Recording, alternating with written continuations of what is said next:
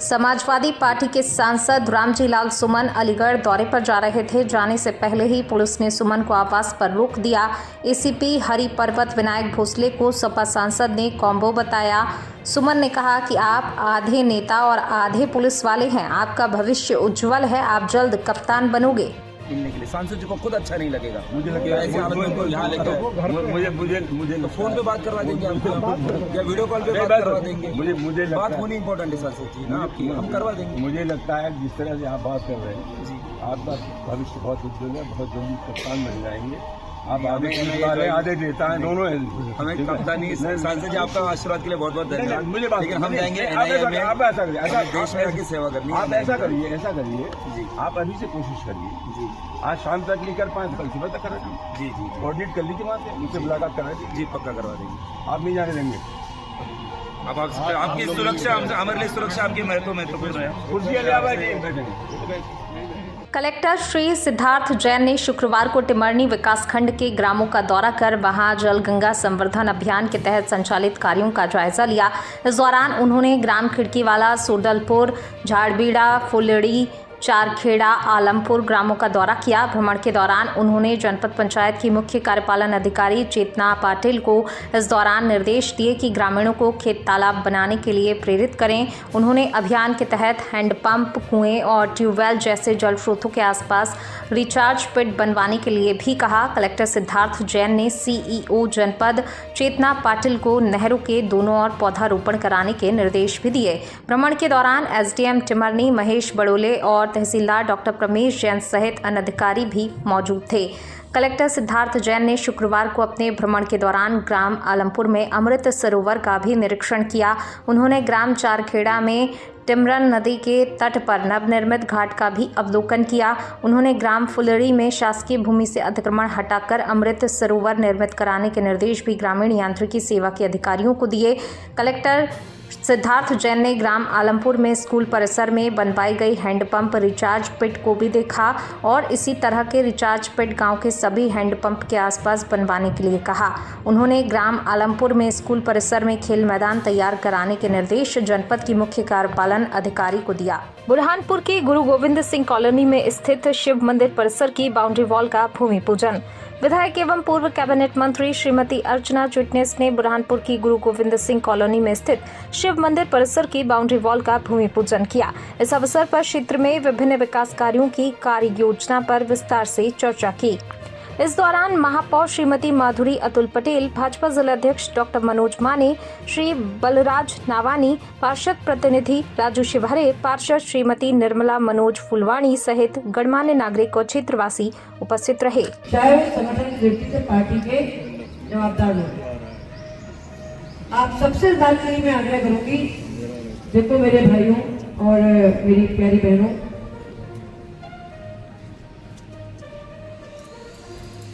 बेईमानी आर्थिक नहीं होती है सिर्फ, जो कहते हैं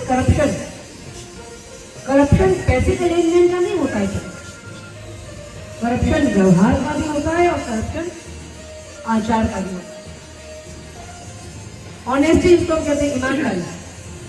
honesty in terms of money, कि मैंने पैसा किसी का चुकाने नहीं लिया, कभी मैं किसी के चाराने की दानदार नहीं हूं। ये एक प्रकार की ऑनेस्टी है। मैंने जो काम करा, मैंने फाइनेंशियल ट्रांसपेरेंसी से ईमानदारी से काम किया, ये एक प्रकार की ईमानदारी है जो बहुत इंपॉर्टेंट है। और उससे महत्वपूर्ण ईमानदारी है, उससे महत्वपूर्ण ऑनेस्टी है अपने कर्तव्यों को अच्छी तरह से निभाने की ईमानदारी, सबसे बड़ी प्रकार की, सबसे महत्वपूर्ण ईमानदारी। और ये पकड़ी भी नहीं जा सकती। आप फाइनेंशियल आर्थिक डिसऑनेस्टी को तो पकड़ सकते हो, और अपने कर्तव्यों की परिपालन की डिसऑनेस्टी को तो कोई हमको पकड़ भी नहीं सकता है। पर एक पकड़ने वाला है जो ऊपर बैठा है। और कोई मेरे पास बोलने नहीं आया था ये कि दीदी आप विधायक न होंगे तो हमारा क्या होएगा। मैं ना विधायक होती तो भी दुनिया अच्छी चलती। मैं 5 साल नहीं थी तब भी संसार आपका चल गया जैसा भी चल गया।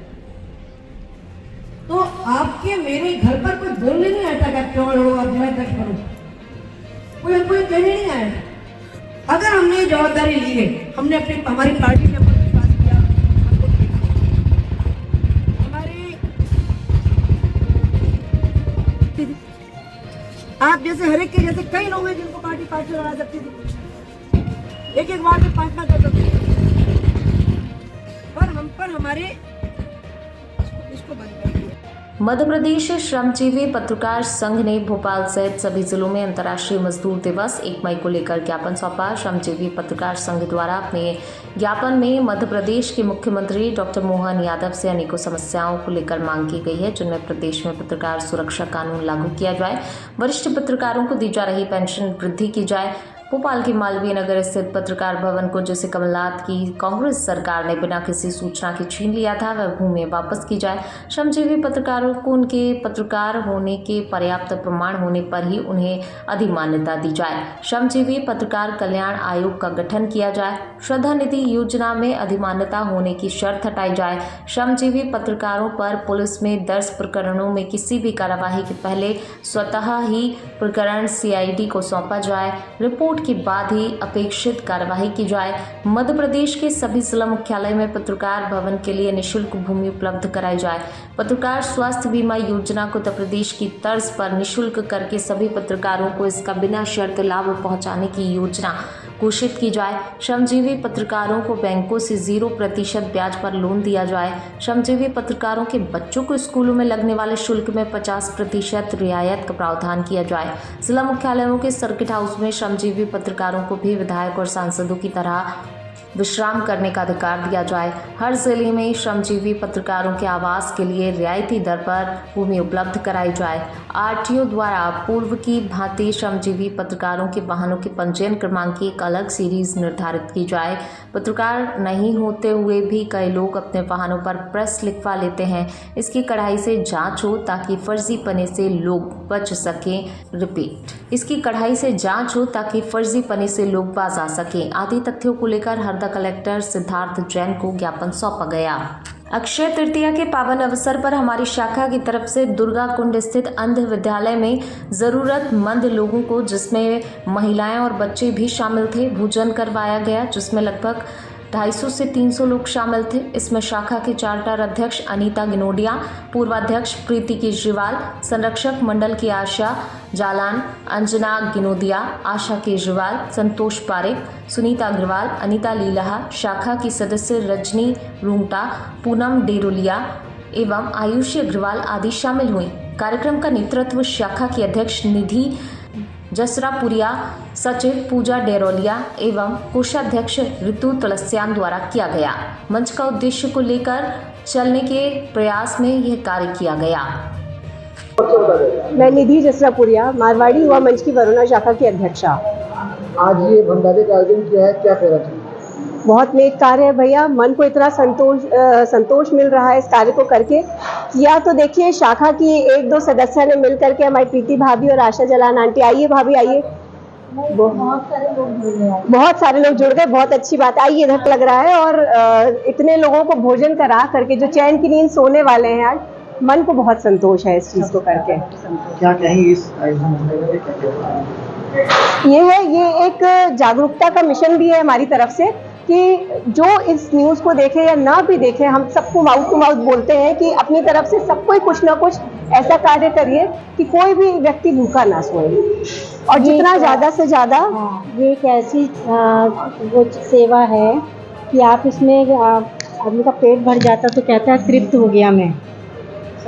आशा जालान, आज यहाँ जो कार्यक्रम करिए, कैसा लग रहा है? बहुत अच्छा लग रहा है हमको, इतना सेटिस्फेक्शन हो रहा है, इतनी खुशी हो रही है कि बयान नहीं कर सकते। ऐसे कार्यक्रम करना चाहिए। हम लोग करते हैं, बराबर करते हैं, प्रभु की कृपा है, बराबर हो जाता है। क्या कहना चाहेंगे दूसरों के लिए? दूसरों के लिए तो ये करें कि आगे आप लोग भी सब कोशिश करिए, जितना भी हो सके उतना सहयोग करिए, सबको करते कार्यक्रम, सबको अच्छा लगेगा। सबका अपना नाम बताइए। मैं प्रीति केजरीवाल, वरुणा शाखा की पूर्वाध्यक्ष। आज जो कार्यक्रम कर रही है, जिस तरीके से लोगों को आज ने आपने खाना आज खिलाया, कैसा महसूस कर रहे हैं? बहुत ही सेटिस्फेक्शन मिलता है ये सब काम करके मुझे, और मैं आगे सबको यही कहती हूँ कि सबको यही काम करना चाहिए। एक सेवा भावना तो आज हमारे समाज में, हमारे राष्ट्र में सबको सर्वोपरि है ही, तो मैं सबको यही कहना चाहूँगी सब लोग इसको करिए। और अक्षय तृतीया तो ऐसा दिन है कि आज के दिन किया हुआ पुण्य अपने पितरों को, अपने सभी लोगों को लगता है। यूपी के शाहजहांपुर में बन रहे गंगा एक्सप्रेसवे पर विमान टच एंड गो का अभ्यास कर रहे हैं। ये देश का पहला एक्सप्रेसवे होगा जहां रात में भी लड़ाकू विमानों की लैंडिंग हो सकेगी।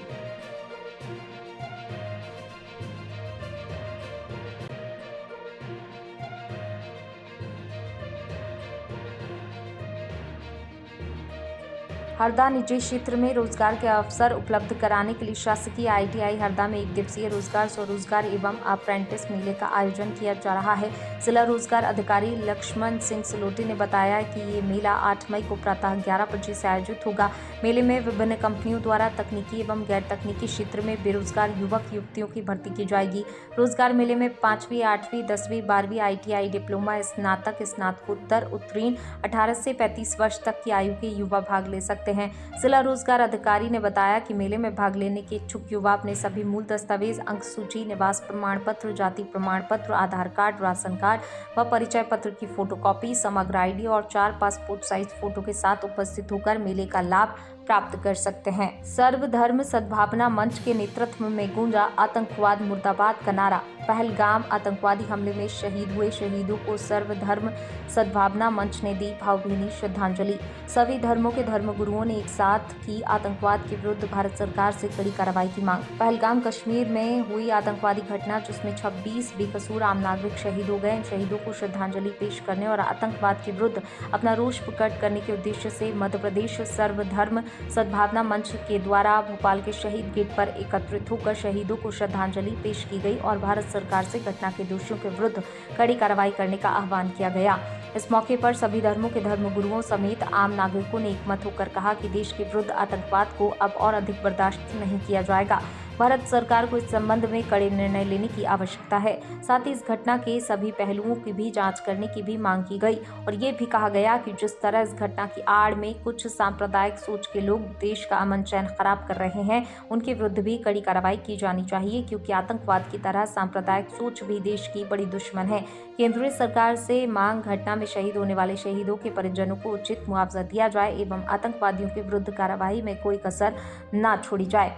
आज के इस कार्यक्रम में सभी धर्मों के धर्मगुरुओं समेत बड़ी संख्या में भोपाल नगर के गणमान्य लोग सम्मिलित हुए। इसमें विशेष तौर पर सर्वधर्म सद्भावना मंच के पदाधिकारी और जमीयत उलेमा मध्य प्रदेश के अध्यक्ष हाजी मोहम्मद हारून साहब, ईसाई धर्मगुरु डॉक्टर फादर आनंद मुतुंगल जी, ईसाई धर्मगुरु आर्च बिशप दुरईराज राजेंद्र कोठारी, बौद्ध धर्मगुरु शाक्यपुत्र भंते सागर थेरो, दीपचंद यादव, शैलेंद्र शैली, प्रोफेसर मनोज जैन, गुरुचरण अरोड़ा, ज्ञानी दिलीप सिंह, जनाब फारूक अली, जनाब इकबाल मसूद, मोहम्मद कलीम खान, मध्य प्रदेश सर्वधर्म सद्भावना मंच के सचिव हाजी मोहम्मद इमाम हारून, मोहम्मद फजल खान, साजिद, डॉक्टर निजामुद्दीन, आरिफ अली आदि लोग सम्मिलित रहे।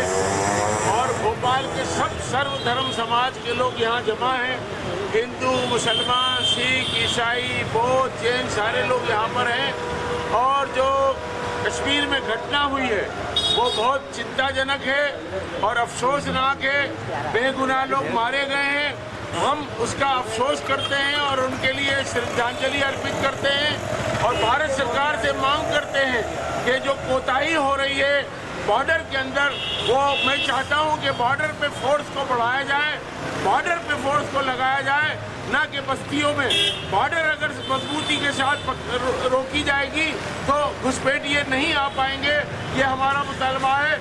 हमारे देश की पूरी सरहदों को और सुरक्षा प्रदान की जाना चाहिए। फौजी अगर कम है तो बड़ी तादाद में फौज की नियमित भर्ती की जाना चाहिए। और फिरका परस्ती भी मुल्क के दुश्मन है। फिरका परस्ती के खिलाफ, आतंकवाद के खिलाफ हम सब एकजुट हुए हैं। हम चाहते हैं कि आतंकवाद भी ख़त्म हो और फिरका परस्ती भी ख़त्म हो और पाकिस्तान को करारा जवाब देना चाहिए।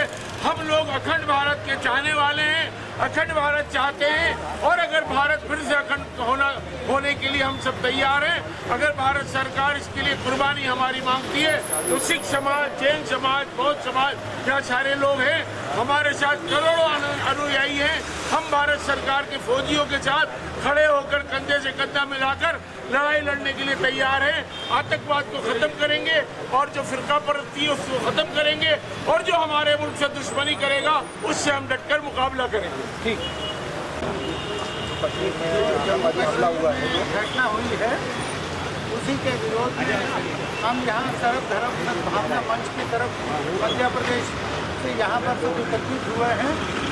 हम उसकी घोर निंदा करते हैं और जो व्यक्ति उसमें मारे गए हैं, शहीद हुए हैं, उनको हम श्रद्धांजलि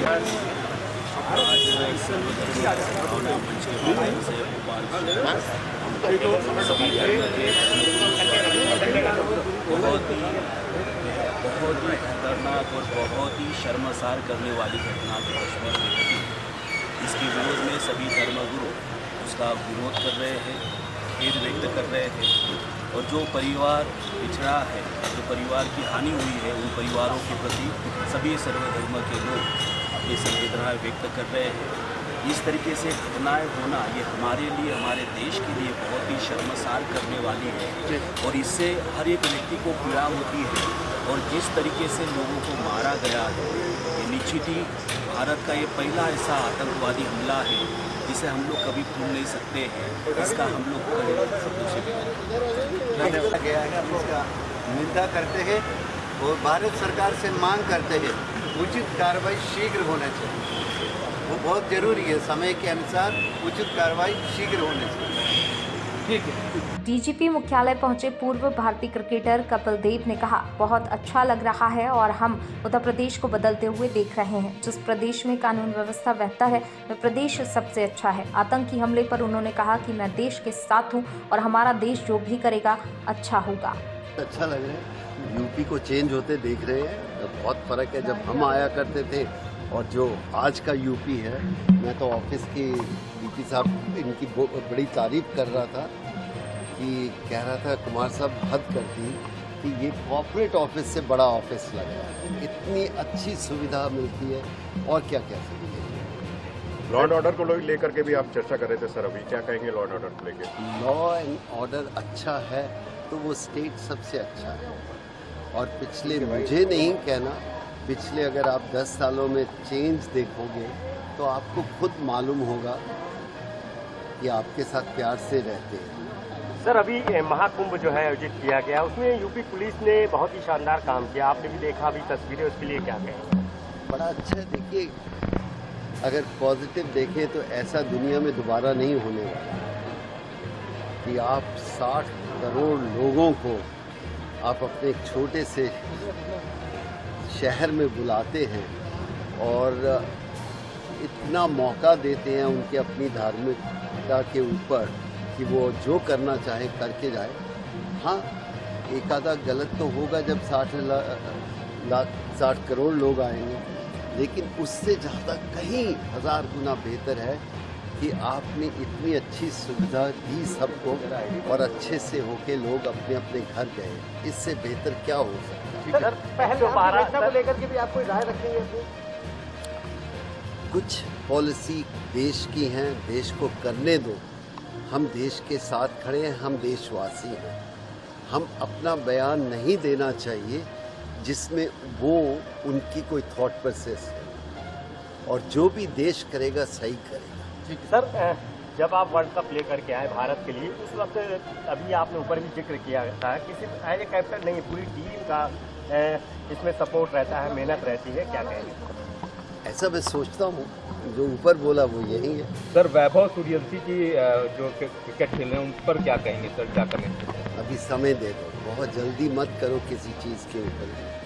बहुत अच्छा टैलेंट है, बहुत अच्छी एबिलिटी है, लेकिन थोड़ा समय दीजिए हर एक खिलाड़ी को। सर, आज की टीम के लिए क्या कहेंगे? डीजीपी मुख्यालय पहुंचे पूर्व भारतीय क्रिकेटर कपिल देव ने कहा, बहुत अच्छा लग रहा है और हम उत्तर प्रदेश को बदलते हुए देख रहे हैं। जिस प्रदेश में कानून व्यवस्था बेहतर है वह प्रदेश सबसे अच्छा है। आतंकी हमले पर उन्होंने कहा कि मैं देश के साथ हूं और हमारा देश जो भी करेगा अच्छा होगा। कांग्रेस पार्टी और हमारे नेता राहुल गांधी जी की लंबे समय से एक मांग थी कि देश में जातिगत आधार पर जनगणना होनी चाहिए, जनगणना होनी चाहिए, जिसको मानते हुए आज भाजपा सरकार ने फैसला लिया है कि अगली पूरी जनगणना जातिगत आधार पे होगी, ताकि जो शोषित वर्ग है उसको सीधे तौर पे लाभ मिल सके। जो जन कल्याणकारी योजनाएं हैं उनमें वो वर्ग जो अभी इसमें नहीं आ पा रहे हैं उन सभी को लाभ मिल सके। और लंबे समय तक राहुल जी के नेतृत्व में कांग्रेस पार्टी ने इस मांग को उठाया और एक लंबी लड़ाई लड़ी।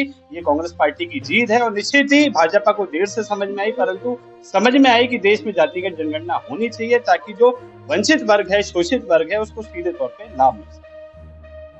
मध्य प्रदेश शासन के पूर्व कैबिनेट मंत्री कमल पटेल ने जल संसाधन विभाग के अधिकारियों के साथ सर्किट हाउस हरदा में बैठक कर आवश्यक दिशा निर्देश दिए। साथ ही कमल पटेल ने कहा कि मेरा लक्ष्य है हरदा जिला 100% सिंचित हो। सर्किट हाउस हरदा में शहीद इलाप सिंह माइक्रो उद्वहन सिंचाई परियोजना में तवा परियोजना से असिंचित और आउट कमांड ग्रामों की सिंचाई योग्य कृषि भूमि को जोड़ने हेतु किसान पुत्र मध्य प्रदेश शासन के पूर्व कृषि मंत्री एवं सांसद प्रतिनिधि कमल पटेल ने तवा परियोजना के अधिकारियों एवं NPDA नर्मदा घाटी विकास प्राधिकरण विभाग के अधिकारियों की बैठक आयोजित कर हरदा तहसील, टिमरनी तहसील, हंडिया तहसील और खिरकिया तहसील के ग्राम तवा सिंचाई परियोजना के अंतिम छोर पर होने की वजह से रबी की सिंचाई में पानी नहीं पहुंच पाता है, जिससे कृषक गणों में आपस में विवाद एवं लड़ाई झगड़ा, लॉ ऑर्डर की परिस्थिति बन जाती है। सभी विवादों से बचने के लिए और हरदा जिले को 100% सिंचित करने की दिशा में निम्नानुसार ग्रामों को तवा परियोजना के अंतिम छोर टेल एरिया के ग्रामों की कृषि योग्य भूमि को शहीद इलाप सिंह माइक्रो उद्वहन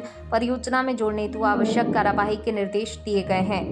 हरदा तहसील के ग्राम डगावा नीमा, अम्बगांव खुर्द, हरदा खेड़ी, नहाल खेड़ा, पलासनेर आदि। हंडिया तहसील के ग्राम नीमगांव, मिर्जापुर, झाड़पा, नहाड़िया, बेड़ा गांव, गुरारखेड़ा, घोड़ा कुंड आदि। खिरकिया तहसील के ग्राम बारंगी, बारंगा, कमताड़ी, भिरंगी, मांदला, मुहाल खुर्द, चौकड़ी, जामुनिया, गुवाड़ी, कुही, काथड़ी, नया गांव आदि। वो पानी जाता ही नहीं कमाने के पानी अभी कहीं जा रहे अरे कहीं गया किसानी का साथ पूरे किसान बैठे और ये हमारे पानी कभी नहीं आता, हमको तो करना मतलब अपना जाकर कुछ हेडर कर लगा रहता है। हेडर तो लगा लाइनिंग होने के बाद हेडर की जरूरत नहीं होनी चाहिए, मतलब आप जैसे लोग झगड़े होते हैं फिर पानी लेने आते हैं। उसकी वजह जितना तुम सिंचाई विभाग वाले छोड़ना नहीं चाहते, हमारे घर सिंचाई विभाग को जहाँ तक तुम पानी दे सकते हो अच्छे से वहाँ तक, तो उसके बाद नीचे का जाते हो उत्तरबंदी करना पर भी पानी जाता है खत्म बोलो तो सही अपने हो जाएगा। पानी की कोई कमी नहीं है, पानी तो गर्मी में चलेगा, गर्मी तो गर्मी में देंगे पानी बढ़ते बहुत क्या आएगा भाई। आप एक लाइन है उसी को थोड़ी बड़ी कम करने लगेगा है ना, और वो करना दूसरा ये काम कर जाओ नहीं घटना है 25% करो, 50% करो, 100% करो, एक लाइन बना करना है ये हो जाएगा, इरिगेशन हो जाएगी ऊपर। मैंने ये कहा ये रोड जो है ये हरदा रोड के नीचे सारा गाँव के मान कर दो, रोड के नीचे सारा गाँव के मान वही थोड़ा बहुत बचेगा, ऊपर थोड़ा बहुत रहेगा, उसको छोड़ के देंगे तो उसको अपन सिंचाई विभाग से लेंगे, पानी को उतना बचेगा तो उनको रेट हो जाएगा। हम कह रहे हैं कि कभी भी भविष्य में झगड़े ना हो किसानों ना हो, किसान की फसल ना टूटे, सरकार के खिलाफ वेजिटेशन ना हो, आंदोलन ना हो और सबको पानी ऐसी व्यवस्था मतलब मॉडल जिला तो बना छोटा सा जिला नहर के ऊपर जितने भी केजी चलते हैं, साइकिल चलते हैं, मोटरें चलती हैं, सारी उधर वो पानी जो खेत में ले आते वो पानी बचेगा ना, वो पानी मतलब पर्याप्त हो जाएगा उसको, ये जाके आगे में मतलब नहीं आना पानी। दूसरा बोरड में जाके बाद लिफ्ट करके नाव नहर में डाल सकते हैं, बचेगा उसमें पानी बचता है। ऐसे ही बना सकते